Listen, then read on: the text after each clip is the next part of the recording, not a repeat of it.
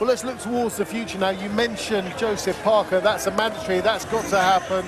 David, do you feel you're closer to an Anthony Joshua fight after that performance?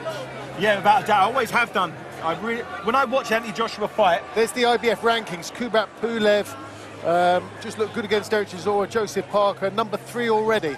Yeah, worked my way up the rankings.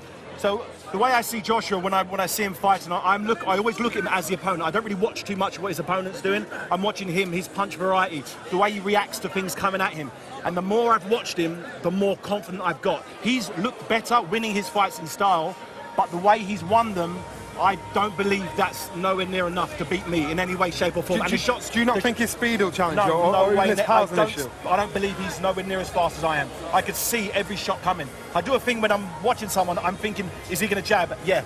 And I'm looking at him and I'm slipping the shots for the opponent that the opponent just takes clean in the face. But when I'm watching him, I'm looking at him as an opponent. And I don't see any issues whatsoever. So I'm patiently waiting until he believes he's ready, because when he is, I'm ready to go. I've got Johnny in between us, so I feel safe enough to say this. But do you need better quality of opposition before you fight Anthony Joshua? No, I do not need any quality of opposition. But you haven't been hit in about 3.5, 4 years. That's I don't get hit. I move my head. Vladimir Klitschko landed about 2 or 3 punches on me. Derek Chisora landed the same. I don't get hit. That's my quality, is the fact I do not get hit. That's my thing. My last 2 fights I've already hit once in 2 fights. That type of elusiveness is what gives me, in my opinion, the big advantage getting into a fight. How would you rank him amongst the dangerous opponents you've been in with? I believe if I fight the way I can in terms of punch evasion and my counter punching, for me it's counter punching. I can see his shots coming and I can then load big power punches behind it. So I genuinely don't see it as an issue whatsoever. That's why I'm so calm and cool about it, because I know it's just a matter of turning up. But every fight that goes by, he gets a little better, but so do I.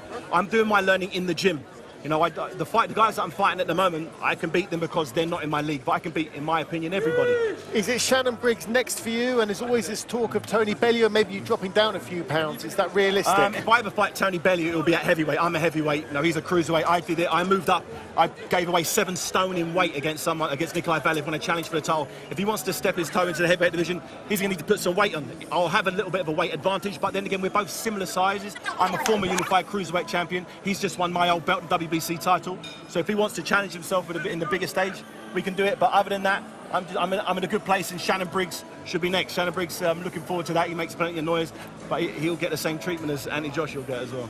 Carl, who wins between David Haye and Anthony Joshua? God, you didn't go there. Sorry. Ed Robinson went straight in with that one, Johnny. Listen, you've got to say David Haye gives Anthony Joshua a really, really tough fight, gives him a great fight, but the biggest problem I could see for David Haye is his sheer size and stature. Joshua's 6'6", he's got reach and range, and he's got a lot of weight on David Haye, and that was a big problem for him against Klitschko.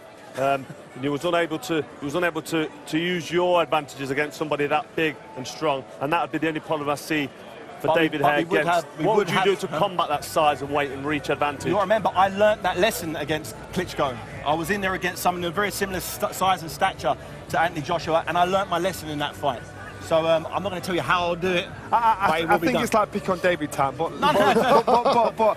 before your layoff for 3, I'd say your last 2 opponents wouldn't give much. Would then make people then think, you know what, has David got a chance before your layoff? Then you'd say, you know, Anthony, stay well away from him. Do you think it would be a good idea for me to show what I've really got? Because if I did show what I really got, I'd never get this fight.